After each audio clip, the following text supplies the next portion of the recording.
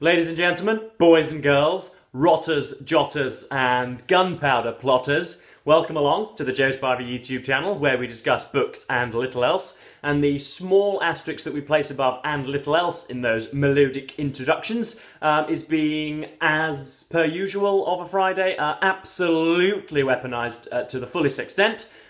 This is our Slashing at Hacks series, where I take myself and my money along to a local supermarket and find myself a rag, a publication that I can either excoriate or praise or, check the just desserts of.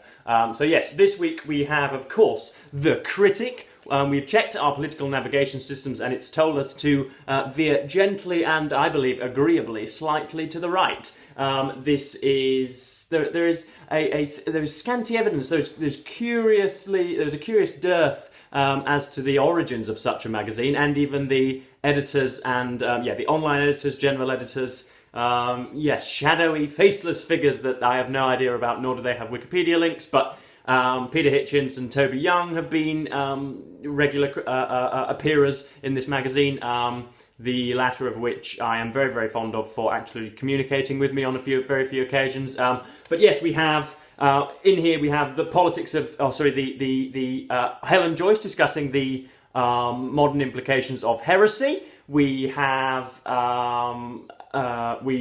what else do we have? We've got a review of Napoleon. We've got a comparison of John le Carré and Ian Fleming. We've got women in the media, commentary on women in the media. We've got a biography of Lady Caroline Lamb. We've got the protestations of Nadine Dorries defending, in a rather curious conspiratorial manner, Boris Johnson. We've got, I think that just about covers it. Oh, the scanty evidence that we have in the life of the immortal bard William Shakespeare, because the Critic has done its Christmas books special, ladies and gentlemen. So, yes, I thought I would dive into that all of a sudden. Some very interesting and robust discussions were undertaken in the comments section this week after my last video of Slashing at Hacks. And I just want to clear out my position on immigration in Britain just very, very briefly. If, for example, I mention immigration and the first thing that comes into your mind is sexual abuse scandals and circles in the south of Yorkshire, that makes you a bigot. In the same way that if I mention a black individual and the first thing that comes into your mind is marijuana smoking and AR-15 shooting and bank robbing, you are a bigot. In the same way as if I mention a Jewish individual and you think of bank directors who nefariously sort of mess about with government implementation on a continental scale, you are a bigot. In the same way, if I mention a woman and all you can think about is shoeless milkmaids in the kitchen, you are a bigot. In the same way, if I mention a German and all you can think of is a sausage-munching, jack-booted goose-stepper parading down the Champs-Élysées, you are a bigot. If the first thing that you think of when I mention any point on immigration is a rape circle in South Yorkshire, you are by definition prejudiced against a invasive force that is coming into this country, okay? We can have slightly more adult and mature discussion, I'm sure, but if we can refrain from personal insults about immutable characteristics about which I can do nothing, such as my age and my accent, then that would be nice. If you are a somewhat churlish, dissatisfied person that wants to just offer up personal insults on immutable characteristics, that's fair enough, but I'm just going to rebut you in an equally demonic way. But yes, that's that gone. There's not going to be an awful lot of politics in this video, just because this is it's mainly a highlight of a book section, but we will start out politically. We've got Helen Joyce, who is, there's a little cartoon of her there. She is, or she has been, slightly ostracised for her opinions on the immutability of sex, or of her criticism of the transgender ideologies, which is pervasive in many of our academic institutions. And she has been criticised for those positions. I, just for argument's sake, happen to agree with almost everything that Helen Joyce has said on the subject, so I'm not some blue-haired member of the Twitterati that is petulant and wants to throw my toys out of the pram. I happen to agree with her. But I have two or three criticisms. Wait, I have the 3 rules of modern heresy for you guys. She talks about yeah, essentially what it is to be a modern dissenter or a contrarian or a heretic, as she puts it. Of course, the first thing that you have to... There are 3 rules of modern heresy. The first rule is you need 6 or 7 platforms on which to shout about your having apparently been suppressed or silenced. In other words, you need an awfully loud megaphone in order to shout about your supposedly being silenced. These are the same people that would rightly excoriate victimhood scandals or the pervasiveness of victimhood in our modern culture, who are themselves purporting to be victims. So that's the first rule. The second rule is to invoke or liken yourself to a much more historically significant figure. In this case, it is Oscar Wilde. She quotes him, "Whatever is popular is wrong, yada, yada, yada. Popularity is the crown of laurel which the world puts on bad art." Again, don't liken yourself to Oscar Wilde or Martin Luther King or Dwight Eisenhower or Winston Churchill. You're almost certainly not those people, or your character is so very unlike them it's hard to believe. So don't do that. But that's the second rule of modern heresy. And the third is to not really dwell on the persuasive points on your argument, but to just completely throw spears at the opposition. This is 2 full sides she has been given here, and approximately 7 or 8% of it includes her arguments. She doesn't, elucidate on her positions. She doesn't evince what it is that she's famous for. All she says is, and then there's my own heresy, usually known as gender-critical feminism, though I prefer sex realism, that humans come in 2 immutable sexes. Most people know it to be true, except for those in Westminster and Whitehall, campuses and newsrooms, HR departments and boardrooms. That makes it the quintessential heresy, so obvious that most people don't even question it, but very risky to state. So that was Helen Joyce. I thought I would dissect what she said, but let's get into the books. They've done a huge, I think this is probably an annual thing for the Critic, and the first one we have is again, these are nominal reviews, but they really are just self-aggrandizing critics that go more into deep, convoluted theory rather than actually examining what it is they've read or been paid or been commissioned to read. This is a very, very small picture. What Was Shakespeare Like? By Stanley Wells, with a foreword by Stephen Fry. This was printed by Cambridge University Press and was £14.99. Now, I've checked my currency converter earlier on, and $14.99 is currently about 6,000 US dollars, I think. So you American folks, think what $6,000 buys you. This here, in this country, it only gets you said book. But yeah, it talks about the apparent scanty evidence we have on Shakespeare's life, even though to date, I think probably 1,001 biographies have been written on him, so that would be bizarre. And whenever you ask somebody about Shakespeare, all they ever do is talk about how he must have been the most emotionally mature person ever to have existed, to have created Iago and Hamlet and Benedick and Beatrice and, pick another person, King Lear. He must have been emotionally mature. We must know all sorts about his life. So yeah, it's the portrait being a largely positive one, but apparently it being a fool's errand to do a Shakespeare biography because we know so little, apparently. And obviously then goes into the Stratfordians and whether Shakespeare even existed or wrote what his name is against. Next up we have Spilling the Beans on the Great Spy Masters. This is a joint review, a little bit of a miscegenation, it has to be said. They are fusing together The Secret Life of John le Carré, which was written by Adam Sisman, and was $16.99, which is 7,000 US dollars, and Ian Fleming, The Complete Man by Nicholas Shakespeare, to make this video even more confusing.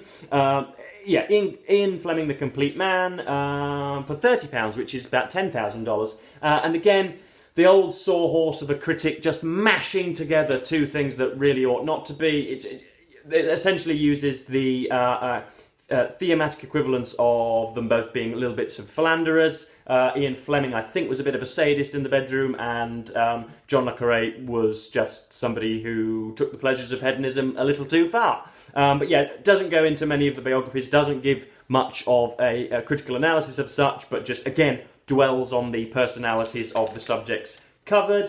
Next up, we have some codswallop on Plato, Life versus Learning, A Battle of the Titans. Again, trying to fuse 2 books that really don't have many thematic tendrils in common. This is Plato of Athens, A Life in Philosophy by Robin Waterfield. Quite why the pictures of the books are so minuscule. The Dangerous Life and Ideas of, I'm going to butcher this, it's not Diogenes, it can't be Diogenes, Diogenes, the Diogenes Club of Sherlock Holmes, Joe, come on. The Cynic, and yes, compares, it's a philosophical grudge match between the towering Goliath of the Western canon, the broad-shouldered champion of metaphysics and founder of the academy to whom all philosophy is a footnote, and the wiry, satirical, bitter dark, ascetic champion of the cynical school, the tireless puncturer of pretension and chief heel of philosophy. As a committed Platonist myself, I regret to say that the bout, at least when it comes to the biographies, goes to the smelly man from Sinope, and not our favourite Athenian. So, yeah, this is just a Sebastian Milbank who would like everybody to know that he is a Platonist. Beyond that, doesn't really go into much more. The next ones that I wanted to highlight, they've got absolutely loads of books, all of which were pretty much a thrill to read. We've got The Two-Parent Privilege by Melissa Kearney. This is an ode to the nuclear family, pretty much.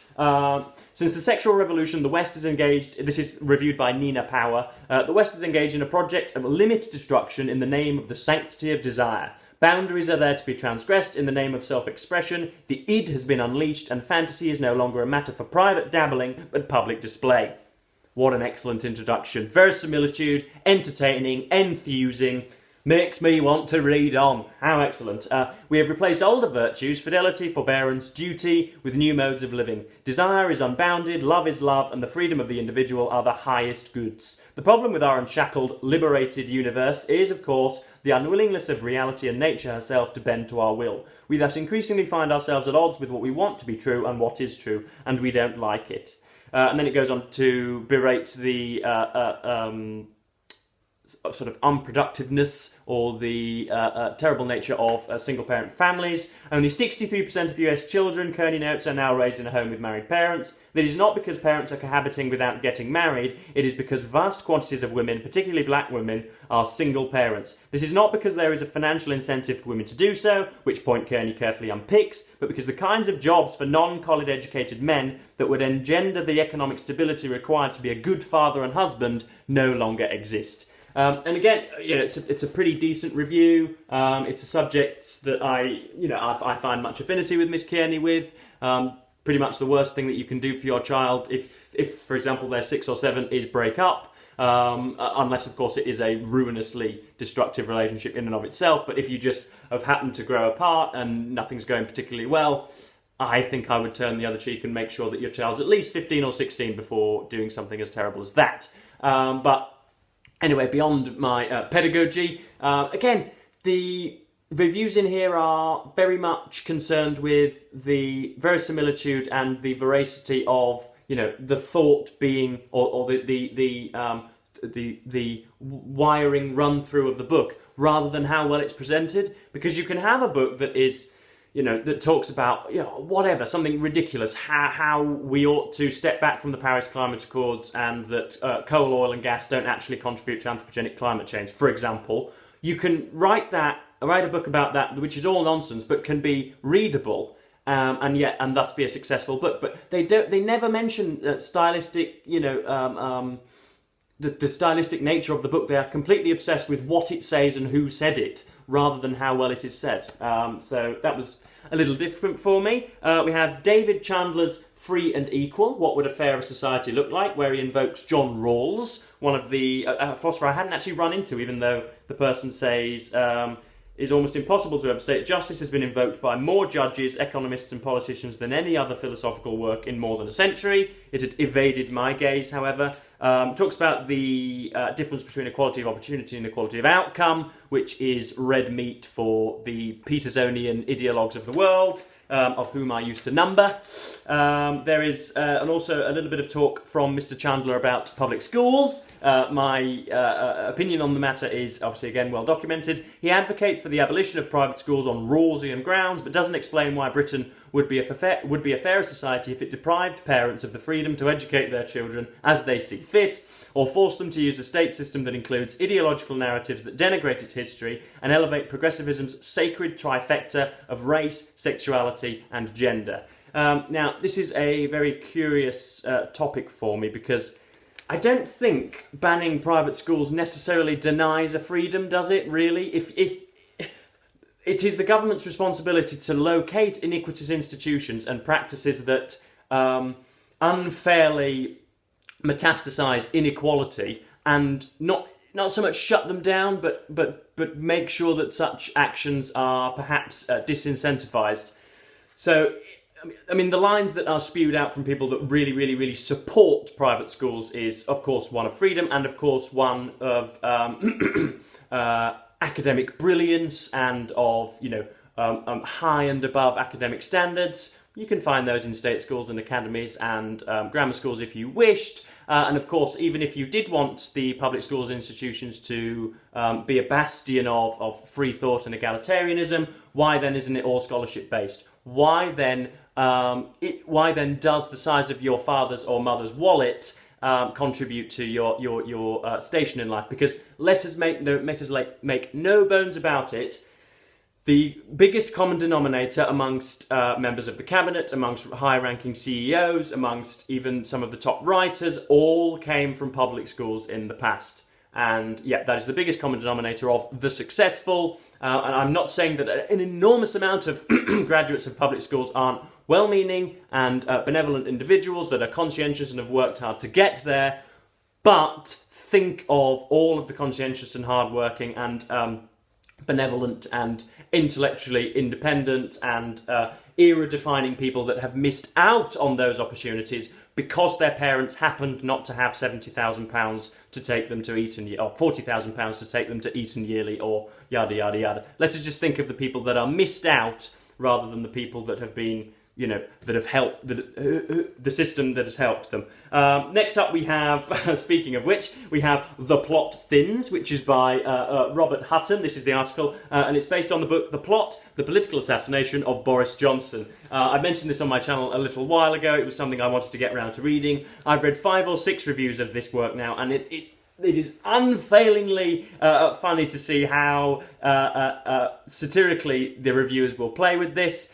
This is a book by Nadine Dorries, whose work has been championed by David Icke, no less. Quite the commendation from a maniacal conspiracy theorist. And yes, she talks about the curiously nameless and faceless organisation that have ousted every single Prime Minister since John Major or something. Anyone working in journalism has received letters from people claiming to have evidence of a vast conspiracy against them, often handwritten in tiny scrawls over many pages. They are terribly sad and they go straight into the bin. HarperCollins received such a message, instead decided to write the author a large cheque, and the result is The Plot, in which former Culture Secretary Nadine Dorries reveals that British democracy is in thrall to a mysterious group known as The Movement, who have picked and then deposed more or less every Conservative leader of the past 2 decades, apparently in order to advance the career of Michael Gove, who's a rather sort of, cartoonishly, just a very, very funny bloke in glasses, who actually happens to be, he was interviewed by the COVID Inquiry a little while ago and did, I think, remarkably well. But yeah, that's Nadine Dorries, who, purely because she wasn't admitted into the House of Lords by Boris Johnson, blamed her working class origin for such a thing, and of course, to stand on the struggles of the working class and caterwaul from the moral high ground of the working class suffering is abhorrent. It wasn't because you're working class, Nadine, that you weren't admitted into the House of Lords. It was because you knowingly and willfully ignored your constituents for a good many months, and a dereliction of duty doesn't even begin to cover the malevolence of what you did, Ms. Dorries. The book is terrible, but he pulls one of the quotes down. Boris is the only person I've met in my life who has the ability to effortlessly insert a great poet into daily conversation without missing a beat. It would take a heart of stone not to laugh. And I'm curious that this video is running on a little, so there were a few more things that women in the media, talking about cellulite. There is a biography of Lady Caroline Lamb. If you happen to be talking to somebody about the 5th or 6th Baron Byron, and they mention Lady Caroline Lamb, and then they mention the words mad, bad, and dangerous to know, you should run a mile, because that person is a barbaric idiot. If that's the first thing that you mention when you mention Lord Byron, then you leave something to be desired, because that is as big a cliche as I don't even know what to say. But this is biography of the year. Surely is Antonia Fraser's Lady Caroline Lamb, A Free Spirit. Our greatest living biographer bids a provisional farewell to her art with a portrait of a woman trapped in a political marriage who falls deeply in love with a writer. Lady Antonia is sympathetic towards Lady Caroline, whose life and loves turned out so much more unhappily than her own, but she refuses to blame Byron for abandoning her. In the bright, mercurial, possibly bipolar Lamb, the poet had met his match. Her revenge was to ruin his reputation. Her line, mad, bad, and dangerous to know, has outlived any of his. No, it has not outlived any of his. Here wilt thou read recorded on my heart, the grief too deep to trust the sculptor's art. Willow, Anyway, that enraged me a little bit. Of course, Lady Caroline Lamb's line has not outlived any of Byron's poetry. That is stupid to say so. But anyway, that was the Critic. It costs me the princely sum of £7.10. Which again is approximately $7,000 or $8,000, and that is, I suppose, the December 23 and January 24 edition. So that's, I suppose, for something that's going to take, supposedly going to cover 2 months, isn't bad value in such a market. But yes, that was Slashing at Hacks, where we decide whether a publication is salacious or sagacious. I would say it was about 50-50. I enjoyed some of the articles, I didn't enjoy some. But yeah, I had jolly good fun and passed the time reading them. Hopefully I haven't inflamed the tensions as much as last week, but yeah, I'm wearing a hoodie because it's bloody cold here in Northern England just now. It's definitely in the minuses. I will be just some brief housekeeping. I'll be talking with our patron and pariah, Messer Steve Donahue, tomorrow. Hopefully that will be up probably on his channel on Saturday night. We'll be discussing all sorts, I assume. Economic collapse and anthropogenic climate change and the immutability of sex and many other cancelable subjects. But yes, that just about does me for today. I'm going to go and have my afternoon walk. But yes, thank you ever so much for watching BookTube, and goodbye.